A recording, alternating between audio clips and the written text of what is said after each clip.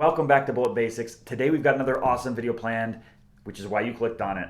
The Ruger EC9s. Specifically, we're doing a compiled review just like we did for the Hellcat. If you haven't seen that video, go ahead and check it out. It was an awesome video where we compiled all the reviews we could find, or most of them anyway, that we could find on the Springfield Hellcat and did that. We're going to do the same thing here with the Ruger EC9s. And so just to start, let's get to norm and then we'll start.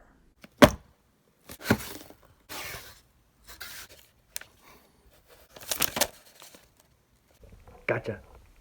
Sometimes I'm not sure to acknowledge norm or just move on, but let's get to it. As I said in the video intro, we are doing a compiled review of the Ruger EC9s. We looked at all the reviews that there were on the internet, or pretty much every single one of them that we could find. We spent, I'll annotate it below, I think over 6 hours worth of reviews. And that's a feat because a lot of the Ruger reviews were 5 minutes or less. So that means a lot of videos. As you saw in the title, it did say 30 plus reviews, and that is because we only really recorded 30, but there are definitely, we watched way more than that. But we really only recorded 30, and so that's why we put 30 plus, but it's probably more closer in the range of 50. There were just some were just like, does that really count as a full review or does it not? I don't know. And so that is what it is.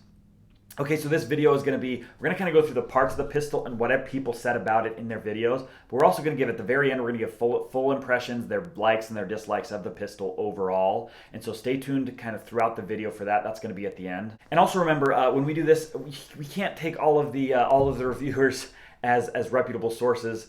We do obviously try to get some of the more reputable ones we know, but we also go for ones that are less well known, that just is, hey, here's their opinion of the gun. And so just take that for what it's worth. This video, we try to give as much information as make as much useful data. Obviously, you're gonna have to go out and make your own decision, but it is useful to hear what other people are saying about it, what other people's experiences are. With that, let's get into it. We are also going to add our opinions because we did review this gun. We put 300 rounds ourselves through a gun, through this one specifically right here. And so we do have our own opinions on that. And so keep that in mind. We're going to go through other people's opinions and then our opinions at the end of each section. Okay, so let's get into it. Usually we start with the grip. Generally speaking, this was actually a very mixed bag. Some people said the grip was too narrow, as you can see here, and we'll roll in. The grip is very narrow in the front and then it gets fatter in the back. I personally did not like the grip at all. I think it's too narrow or at least too awkward. I'm not really sure if it's too narrow or just kind of a weird shape for me. And so as far as the shape of the grip is concerned, just not my favorite. However, other people said, man, it is perfect because it makes it more concealable, right? The thinner it is, the more concealable it is. And so they preferred it. They liked the grip texture. They liked pretty much everything about it. But I would say it's mixed. Half the people said they didn't really like it. Other people said, hey, it's perfect. It fits in the hand well. It just grips really well. It's really good. So for that, I would just go and make sure you go and hold one in a gun store somewhere or something, just so you can get a feel for it, see what it's like, because it seems to be like it's a hit or miss thing. Like I said, I personally didn't like it. And I think we brought 5 different people out to test these guns with me, some beginners, some law enforcement, and none of them liked it, actually. Not a single of the 5 that I brought out with me liked it, and I personally didn't like it either, and so just take it for what it's worth. Okay, so let's move on now to the trigger, right? So the trigger guard's a fairly large trigger guard, and you could theoretically get gloved hands in there. I never used gloves, so you're just gonna have to test that for yourself if that's something you want. I would say the trigger is actually probably the most mixed bag of all of it, kind of the most back and forth that I saw as we watched these 30 plus reviews. Is that most people said they liked the trigger. It was a nice trigger, especially considering the price. There's definitely better triggers that they said. Most people said you can get better triggers anywhere else. However, this is a good trigger given the price of the pistol. And so other people said, it's just kind of a crappy trigger. It's not very good. I don't like it. There's definitely better triggers out there. And so I tend to agree with that group. I personally didn't love the trigger. It's fine, right? It's this longer pull, and we'll roll in some B-roll so you can see it. For me, it's a longer pull. It's smooth. It feels like, I would say, a double action revolver pull, where it's a longer pull. It's smooth. It feels good. But I'm more partial to the Koenig TP9 type triggers, the Walther PPS, those types, where it's kind of this initial take up, and then there's this defined wall, and then as it breaks kind of more like glass as you come through it. It's just more comfortable, better for me. But you may like this trigger. There were, I would say, more than half of the reviewers said they really enjoyed this trigger.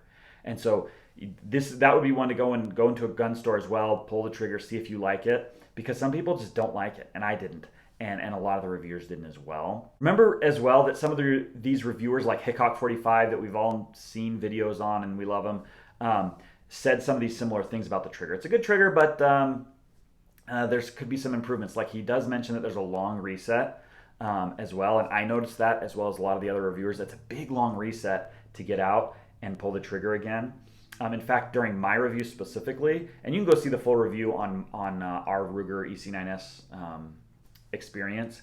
We'll link that up here. But what I had trouble with, and some other people had trouble with, is when you're resetting the trigger, it's such a long pull that you think maybe you've reset it, and it's not audible tactile like I prefer. And so when you reset it, sometimes you think you've reset it and you haven't, and you go to pull the trigger again and it doesn't work, and you have to come all the way back out. So just keep that in mind. If that doesn't bother you, then that might be the right trigger for you, the right gun for you. The big, long, heavier pull is better for self-defense type guns. And so it's just kind of another safety added on to the gun for some people. Now let's look at the slide. There are serrations back here which are usable. Lots of people mentioned the serrations. There's none here at the front. A couple mentioned that they would have preferred them here. And the serrations they said are good serrations in the back. I tended to agree with that. It's perfectly fine. You can do press checks here at the front even without them, and you can definitely grip that. And so most people didn't have any issues with that. I didn't either. Where it kind of came to a lot of dislikes or a lot of modifications that people did came to the sights, right? As you can see with the slide, these are milled in, I guess if that's the technically right term. They're really just a part of the slide. There's no replacing them. And right, that's the kind of the transition from the LC9s to the EC9s is this part where it's much, much cheaper. A lot of the reviewers that we looked at disliked this a lot. Mainly not because the sights are bad. In fact, most people, almost every reviewer said, you know what, the sights are dead on, they're perfect, I love them, but as you can see and as we'll roll in, they're blacked out. And so if there's any sort of non-optimal lighting conditions, right, where it's just not very bright, it's really hard to see those sights and line them up properly. And so I would say let's say of the 30, I would say at least 25, probably more than that, said I had to put some sort of paint on the front and back, or at least in the front. A lot of them did just the front, right? Hickok45 mentions it. We mentioned it in our review that definitely you just need, it's harder to see, especially indoors and stuff. It's just much easier to have a white or yellow or whatever color you prefer here on the front.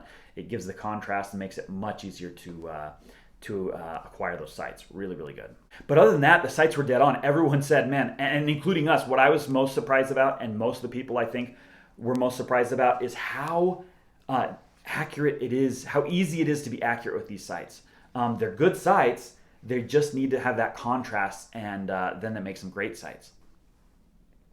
Obviously, there's no shelf there, so you can't really do one-handed manipulations or anything like that very well off of these. And so it's not perfect, but it's designed that way so you can pull it out of wherever you have it concealed and it's not going to catch on anything. So that's good too, right? They're very low profile and they're not going to catch on anything. Time to talk about concealability. That is probably where this gun gets the highest marks. Everyone talks about, in all the reviews, they all talked about how small the gun is, how thin the gun is. For getting 7+1 rounds, right? You do get 7 rounds in this magazine. And when you compare that to the Glock, it's virtually the same size as the Glock 43, but a round more. It's a little bit bigger, but a whole nother round, right? Which is an awesome thing. We actually do have some other guns here. We don't have the Glock 43 with us, but we do have the Springfield Hellcat, which is kind of the premium gun right now. It's definitely about twice the price of this one or more, depending on when you get it. And so if you compare it to the Hellcat, you may actually want to put the Hellcat in front to some degree, because if we have the back of the grip lined up, not necessarily the back of the slide, but the back of this grip here, the EC9s is a little longer and a little longer in the grip. And so if you haven't checked out this gun, I'll link the review up there as well. Really good gun. We really enjoyed this. But as you can see, it is the EC9s here is much thinner than the Hellcat. Not much thinner, but it is thinner. Right? And so where you get it, you don't get the concealability factor, the smaller factor as far as the length and the height, but you definitely get it in how thin it is. And right, it's just a single stack versus the Hellcat's not. We also have the Walther PPS. We'll put the Walther PPS in the back because the Walther PPS is going to be longer. We're going to line up where your hand would hit on the grip again. And the front of the Walther obviously is longer. And the Ruger's just a tad bit taller. I'll flip those around for you so you can see that. It's just a tad bit taller in the grip. But otherwise, virtually the same size or very similar size. And then as you can see, they're about the same width. And so the Ruger EC9s beats out, as far as concealability is concerned, some of the others. It loses in some of the other categories, but for generally speaking, it's a very thin, small, compact gun for 7 rounds. And that is what most people are getting it for, right? It's accuracy, or accurate enough out to as far as you need to be for a defense pistol. I mean, really all you're using this for is carrying it around and having it if you need to shoot somebody who's trying to kill you, right? Or at least get yourself out of a dangerous situation, not even necessarily shoot, right? And so that's what this main purpose is, and that's why it's a budget pistol. For goodness sake, it's $200 to $250 depending on where you get it, and you're getting a lot of value for that. Again, I would say that that's what most people, most of the reviewers that we looked at said.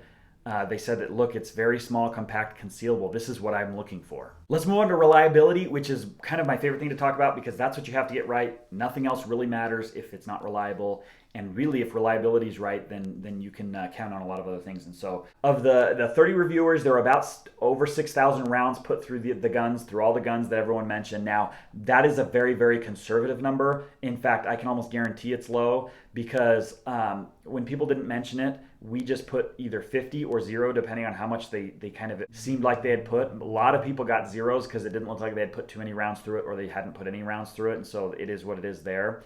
But for everyone who did mention it, we put that in there. We put it in a spreadsheet and added them up. It's definitely over 6,000. It's likely over 10,000 rounds through these types of guns. And by the way, I should mention, we did have to go to the bottom of the barrel with the Ruger EC9s. There just aren't a lot of reviews out there. Honest Outlaw doesn't have one. Mr. Guns and Gear, which is another big reviewer of these types of guns, didn't have one out there. And so we had to go to the very bottom of the barrel, get as many reviews as we can. But even still, there just isn't that much information. There aren't that many reviews on this gun. And so about 10,000 rounds. And of those 10,000 rounds, there were 15 malfunctions. Now, could somebody have not mentioned theirs or forgotten about a couple malfunctions? That's possible. But 15 malfunctions out of about 10,000 rounds is my guess, 6,000 to 10,000 rounds. That ain't too shabby. Very reliable. In our tests, we had one malfunction, and it was with really crappy ammo that had caused the Glock to malfunction. It caused a Taurus PT-111 to malfunction. It caused, I'll have to annotate it below. I can't remember what the other ones were that malfunctioned. But if it caused the Glock to malfunction, an M&P shield, which is another gold standard in the concealed carry arena. If it made all those malfunction, then it's probably the ammo, and I guarantee it is. So other than that, 100% reliability, shot 300 straight rounds through it, and not a hiccup, not a problem at all. So as far as the question goes, would I carry this gun and know that it's gonna go bang when I shoot it? Absolutely, I don't have any worries about that, and it seems like that's everyone's experience. Of the 15 malfunctions, every single one of the reviewers, every single one said, I'm not even worried about it. I shot this many rounds and it had only 1 or 2 malfunctions. So in other words, it passes the number one most important category that there is. Okay, everybody, I had to stop you right here. I'm in the middle of editing and I realized that I never talked about this reviewer specifically. Mike Papakilo, they did, I think, 300 rounds through theirs. There was a couple other guys, and they had a bunch of malfunctions. They may have had more than 10. We counted 10. There were probably more, but we just stopped it at 10, mainly because they seem to be having issues with theirs that nobody else is having. And so if you want to catch theirs, you can go and check that out. Just look up Mike Papakilo Ruger EC9s and you should be able to find it. But they are really the outlier on that. Pretty much everybody else gave it a thumbs up. Just wanted to add that in. Let's quickly talk about the safeties. There's a number of safeties actually built into this gun. The first one being on the top here, the loaded chamber indicator. So if there is a round in the chamber, you will be able to see it, given enough light obviously, you'll be able to see it kind of right through the hole there, which is awesome. I love loaded chamber indicators really in any form, but I like the witness hole type versus the one where it has a little kind of lever that goes up. But regardless, they're all good. I love that, and for the budget gun, that's fantastic. Another one is obviously the trigger safety here. Most guns these days have them. This one obviously has it, and that is great too. I love the trigger safeties. They don't bother me whatsoever, and so that's a fantastic addition. The next safety is an obvious one. It's the thumb safety. You can't really actuate it with your thumb, which I guess isn't that big of a deal because what you really want to be able to do is pull it down, and you can do that. I don't personally prefer thumb safeties. I prefer to not have it at all. But if that's something that worries you or something you'd prefer to have, it's definitely there. And so for, again, $250, hey, that's good. The last one is the magazine disconnect, and this one received pretty much from everyone except for just a couple reviewers. The magazine disconnect, that the trigger won't pull if the magazine's out. That's an issue for most people, mainly just because it's annoying, right? It's just, what's the point? Yes, it's supposedly safer, but there's a lot of people out there that think it's safer to not have that. And so wherever you fall on that doesn't really matter. The point is that it's there. So if it's something that you like, great. If not, it does come with kind of an orange fake mag that you can put in there for disassembly and whatnot. But those are the four main safeties, which is pretty awesome if you're somebody who's just getting into guns, especially if you're looking at this gun, or if it's just a gun you like and you want some safeties built in. It's got a number of them. Now it is time to take this gun as a whole, none of the individual parts anymore. What did reviewers think of it as a whole, an entire gun? To be totally honest, people thought they gave it very high marks. They really, really liked it, higher than I thought. As I was watching video after video after video, seeing reviewers just say, man, I love this gun. I was carrying a Glock, I was carrying a shield, an M&P shield, I was carrying, whatever other gun, and I got this gun, and it was only $250 or $200, depending on the deal, and it just shoots. It shoots well. It isn't too snappy. Well, that's one thing I didn't talk about, which I guess I should now. One of the things it was like half and half. Some people said this gun is a lot more snappy than other guns. Some people said it was less snappy. I personally, when I compared it to all these other guns here, I thought it was a lot more snappy than the others. But it's a small, light gun, so it is what it is. But I felt that it was a lot more snappy and harder to get back on target than other guns. But again, it's just a self-defense gun, so if you can train with it and get good with it and have it be your gun, then who cares, Who cares if it's slightly more snappy than another gun? If you like it, if you like other things about it, then that's great.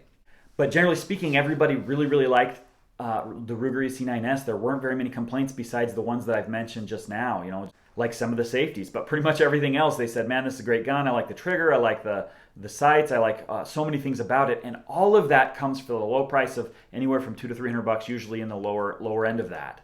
Well, geez, man, you're paying twice that for this. You could get two Ruger EC9s and still pay less than the Springfield Hellcat. And so if you're on a budget, this definitely makes sense to get. Even if you're not, you may want to look at it just in case.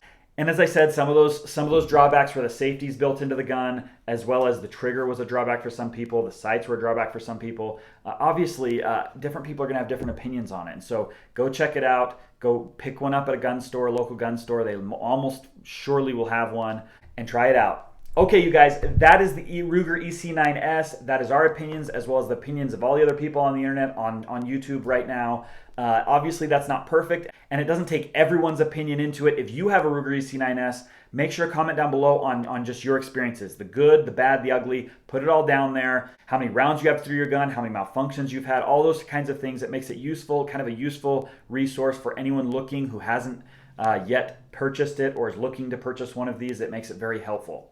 To support the channel, remember you can always go over to our website at bulletbasics.com/resources. There we have a list of all the guns and gear and all kinds of stuff that we recommend that we really like. And so you can get links. There are affiliate links there, so if you want to support us, you can click on the affiliate links. If not, you can just look at the stuff and then go around and purchase it yourself. That's totally cool too. But if you want to support us, we appreciate that. Otherwise, just comment, like, hit the notifications bell, and all that good stuff.